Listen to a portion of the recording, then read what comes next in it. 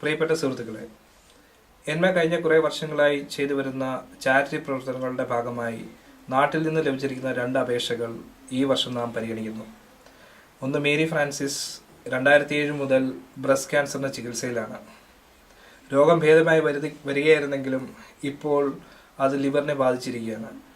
സാമ്പത്തികമായി വളരെ പിന്നോക്കം നിൽക്കുന്ന ഈ കുടുംബത്തിന് റേഡിയേഷന് ചിലവ് വഹിക്കുവാൻ പോലും സാധിക്കാത്ത അവസ്ഥയാണുള്ളത്. 2, വിജേഷ് 23 വയസ്സ് പ്രായമുള്ള യുവാവ്, കുടുംബത്തിലെ ഏക മകൻ. 2 കിഡ്നിയും തകരാറിലായി 3 വർഷമായി ഡയാലിസിസ് ചെയ്തുകൊണ്ടിരിക്കുന്നു. ജീവൻ നിലനിർത്താൻ അടിയന്തരമായ ശസ്ത്രക്രിയ ആവശ്യമാണ്.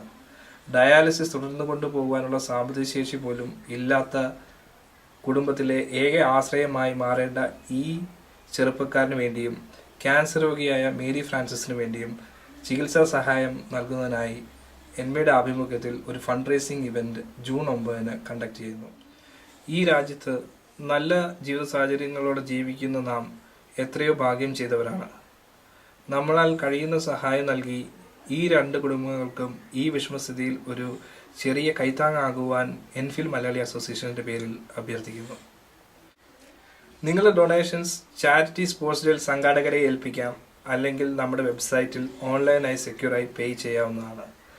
നിങ്ങളുടെ ഫ്രണ്ട്സിനും റിലേറ്റീവ്സിനും ഈ വെബ്സൈറ്റ് ലിങ്ക് ഫോർവേഡ് ചെയ്ത് സാധിക്കുന്ന രീതിയിൽ ഡൊണേഷൻസ് സമാഹരിക്കാൻ സഹായിക്കണമെന്ന് അഭ്യർത്ഥിക്കുന്നു.